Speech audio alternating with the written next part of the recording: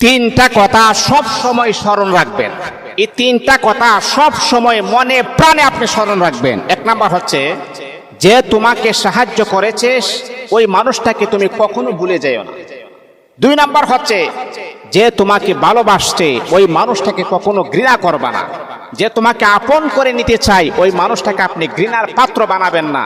যদি আপনি বানান তাহলে আপনি সারা জীবন আফসোস করতে থাকবেন, আরে আমি কি করলাম, আমি কত বড় অপরাধ করলাম, সে আমাকে ভালোবাসতে চায় আর আমি সেই মানুষটাকে সাথে ঘৃণা করলাম, তাকে আমি দেখতে পারলাম না। তিন নাম্বার হচ্ছে, যে তোমাকে বিশ্বাস করে তাকে কখনো ঠকাবার চেষ্টা করবে না, তাকে কখনো ধোঁকা দিবেন না।